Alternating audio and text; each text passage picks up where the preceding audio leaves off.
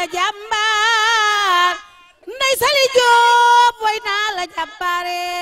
way naa la jàmbaar Ndey Sali manoo ñaaw way naa la jàmbaar ji naa la jàmbaar ministre de la femme way naa la jàmbaare ma tat si la pende jigal way naa la jàmbaare Ndey Sali Jóob ministre de la femme du yàgg ba ngay ñaaw Ndey Sali layu ministre de la femme ku mu jaral na nga tàccu Ndey Sali jaral ku mu jaral na nga tàccu Ndey Siise ma si Sali ma njaay ma daanu fi ay jaaxaak ma adamel Ndey Sali Ndey Siise ngi ni day jaay legoo sa yaayam ana jaxu njaay jaxoo ana jaxu njaay damu Ndey Jembakke lay woo ana jaxu njaay ku mu jaral na nga tàccoo man daal jaral yàqa yaay Baaba Jaañ Musli Jaxate député bi Linguère bi lay woo ministre de la femme Linguère bi lay woo comme que temps bi dafa xat kon dañ koy tënk ba pare ñoo jox la mémorandum bi Madame le ministre, permettez-moi au nom de toutes les organisations féminines du département de Dakar de vous féliciter à nouveau pour votre nomination à la tête de cet important ministère de la femme, de la famille et du genre. Votre nomination et la décision de Monsieur le ministre, de Monsieur le Président de la République, de faire de 2018 une année sociale, nous rassure, Madame le ministre, quant à la réelle prise en compte du devenir des femmes et de la famille. Madame le ministre, cet acte doit contribuer à l'amélioration de la demande sociale. Et vraiment, nous comptons, Madame le ministre, sur votre leadership, sur votre vision claire, qui seront les gages de cette réussite. Madame le ministre, nous ngi lay jërëjëfal document bi nag bu nu ma ko lire parce que temps bi dafa xat te nii ñëw war nañu wax na man kon damay tënk. Madame le ministre, jigéen ñi nee nañu ministère bi ñu la jox tey balaa ngay ñëw am na ñi nga xam ne jaaroon nañ ci mu tuuti mu gàtt mu tuuti mu bëri macha allah am na lu ñu teg nga ñëw nag matali. Madame le ministre, jigéen ñi ne ñu ci kaw loolu ñi nga xam ne am na ay say naatangu yu fi jaaroon jigéen ñi amoon nañu jot ay formation yi nga xam ne defoon nañ ko mu formation yu takku bu ñu nekk sérigraphie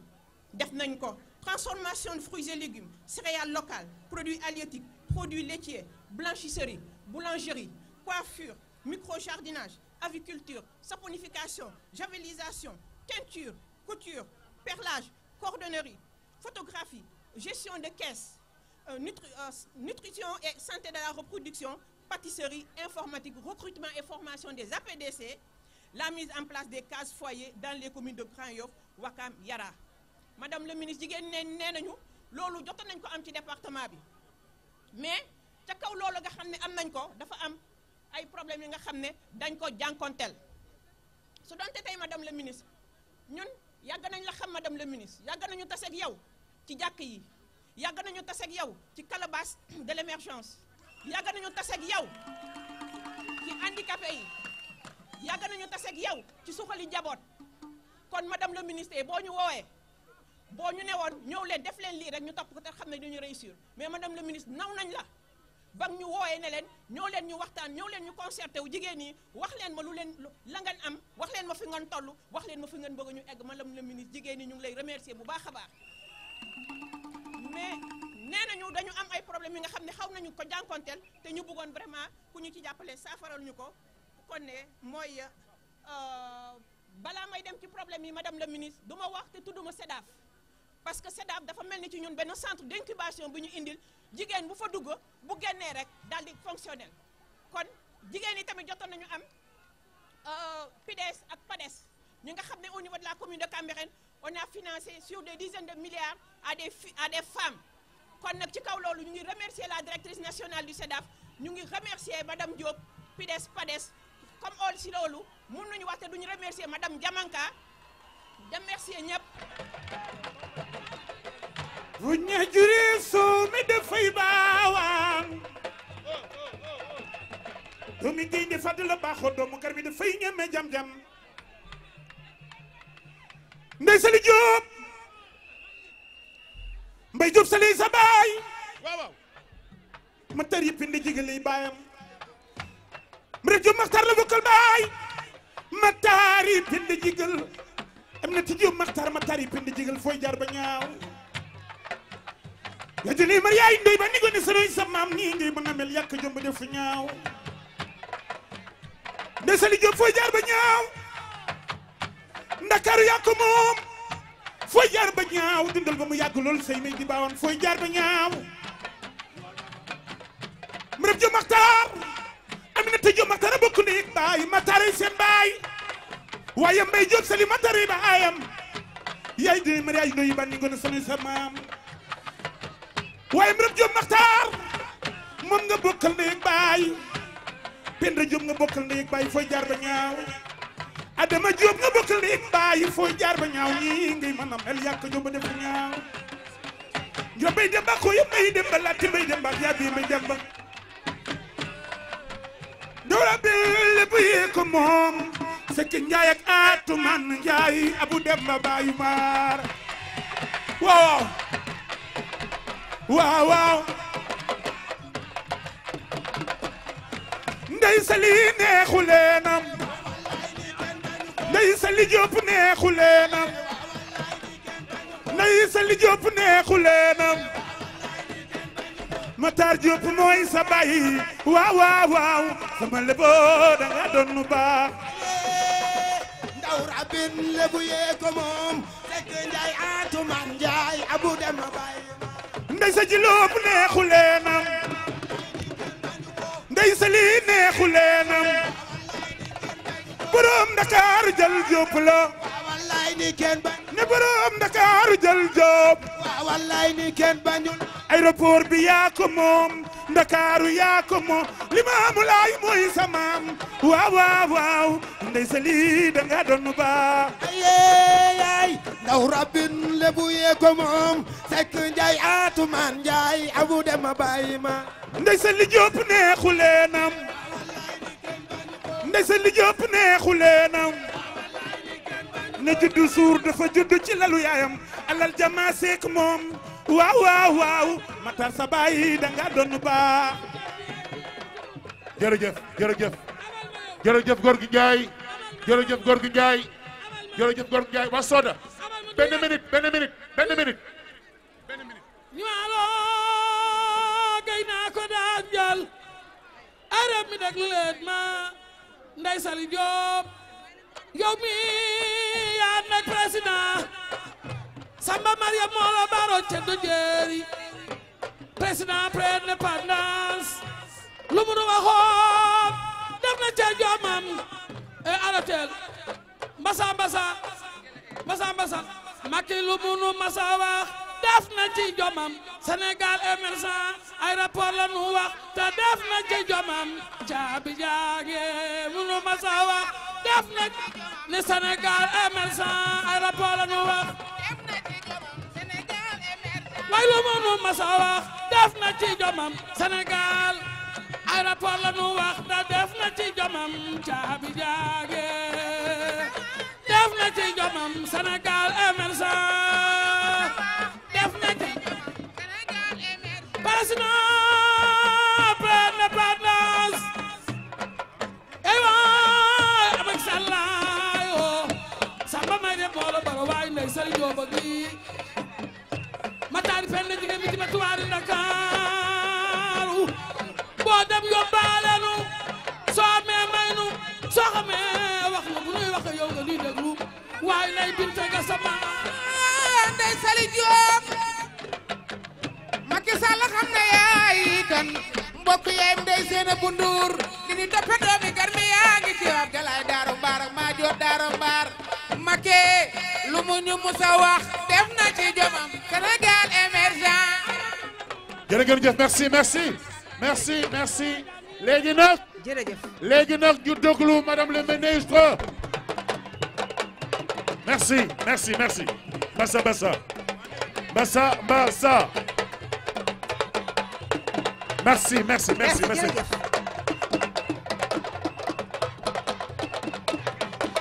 voilà merci beaucoup jërëjëf. jërëjëf merci beaucoup jërëjëf. Bassa Bassa Bassa merci jërëjëf jërëjëf. waaw doy na. merci. merci dafa guddi. dafa guddi léegi ministre su merci beaucoup dafa guddi merci. merci bi meññu waay meññu tuuti. su paree nag ñëpp a toog ñu joxe attestation yi s'il vous plaît bu kenn dem. bu kenn merci beaucoup dem. jërëjëf merci. merci beaucoup. Merci pour l'animation. Merci beaucoup. Merci à tout le monde. Merci aux communicateurs traditionnels.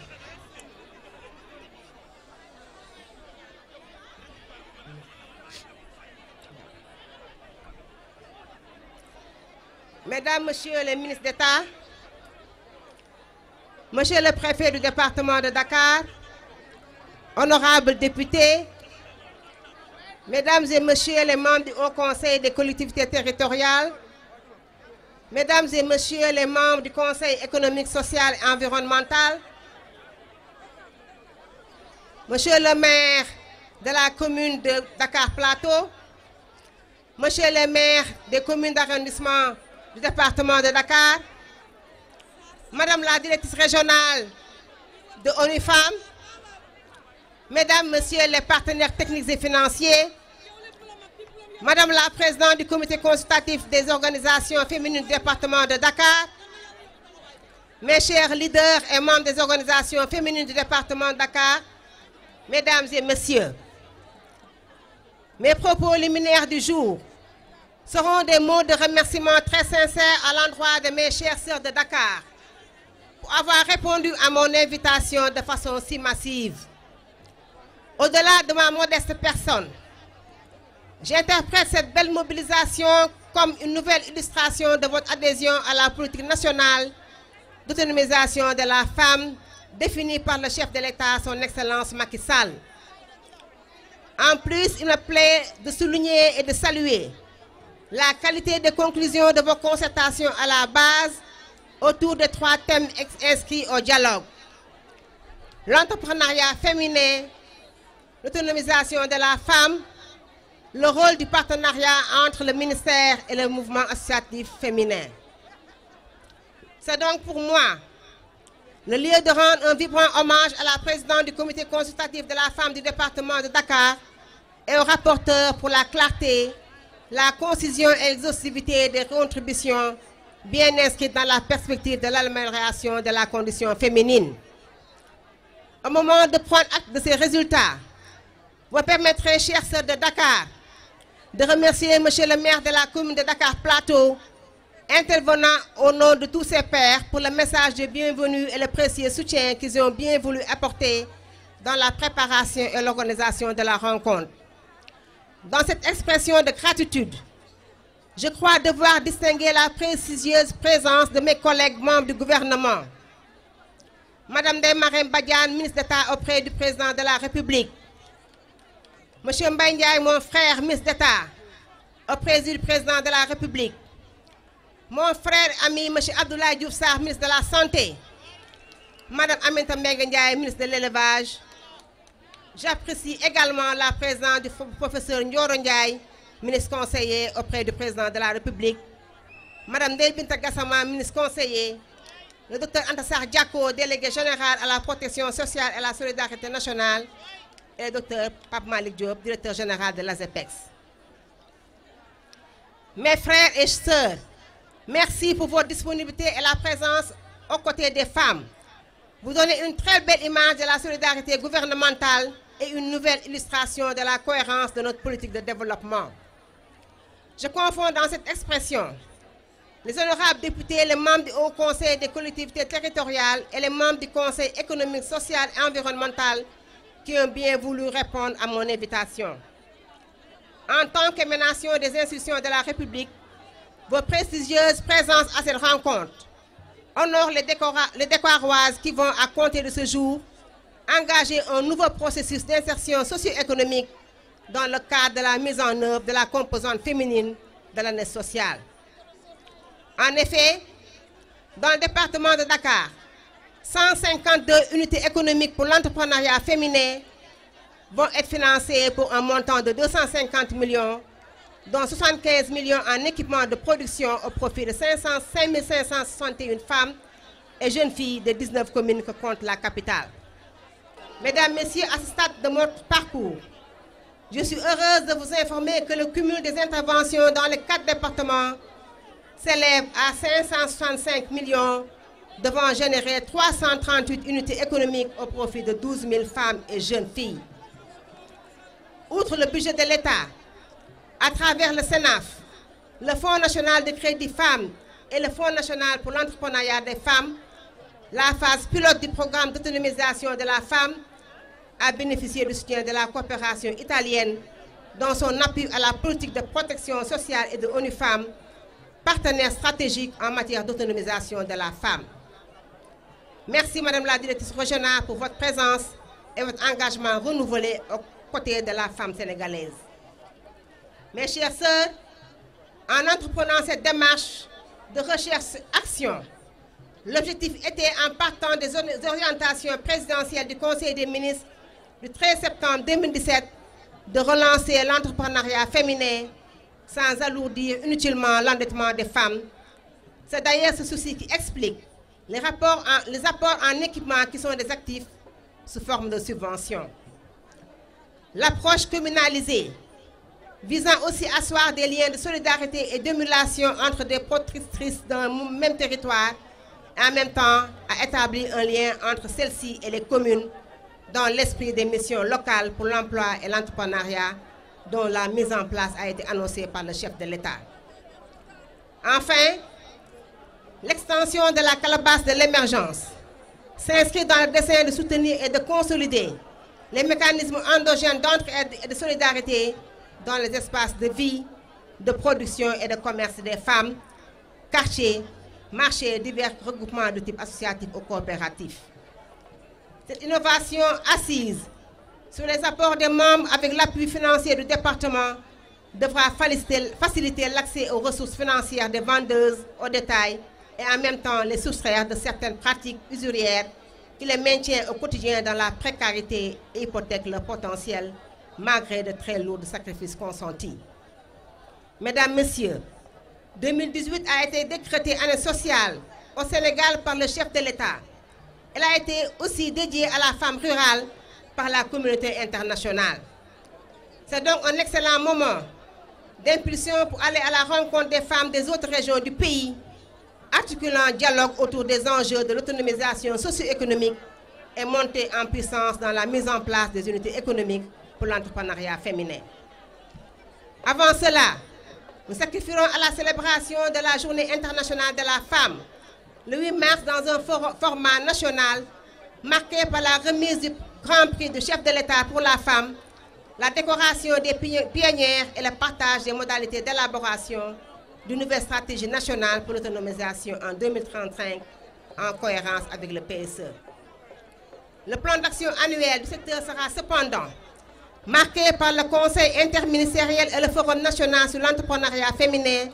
et la promotion économique des femmes qui seront convoquées par M. le Premier ministre.